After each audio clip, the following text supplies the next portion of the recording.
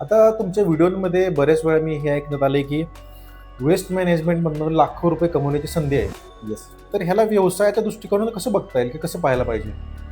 मुळात waste management ही एक संधी आहे. म्हणजे प्लास्टिक प्रदूषणाच्या बाबतीत मी थोडंफार जास्त इन्व्हॉल्ड असतो, पण मी नेहमी म्हणतो की प्लास्टिक प्रदूषण ही समस्या नाही आहे ॲक्च्युली, तर एक फार मोठी अपॉर्च्युनिटी आहे. ती काय आहे हे थोडक्यात मी सांगतो.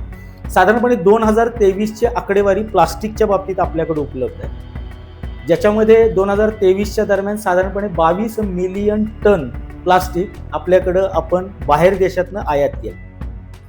आता 22 मिलियन टन, आता 22 हा आकडा सगळ्यांना माहित आहे, पण मिलियन थोडंसं काही जणांना कदाचित माहित नसेल. तर 1 मिलियन म्हणजे 10 लाख, म्हणजे 22 मिलियन ह्याचा अर्थ असा झाला की 2200 लाख किंवा 2.2 करोड म्हणायला काही हरकत नाही. म्हणजे 2.2 करोड टन मधलं 2 करोड प्लास्टिक रिसायकल होतं, की जे परत आपण रिसायकल करून आपल्या इथं वापरू शकतो.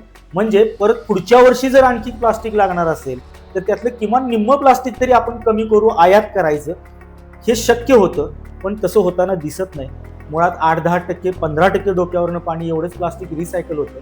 बाकीचं सगळं प्लास्टिक आहे ते कचऱ्यामध्ये जातं आणि परत आपण काय करतो, नव्यानं प्लास्टिक इम्पोर्ट करतो, ज्याच्यासाठी आपलं फार मोठं अर्थकारणावर त्याचा परिणाम होतो. त्यामुळं वेस्ट मॅनेजमेंट ही फार मोठी अपॉर्च्युनिटी आहे. आपल्याकडं रॉ मटेरियल फार मोठ्या प्रमाणात अवेलेबल आहे.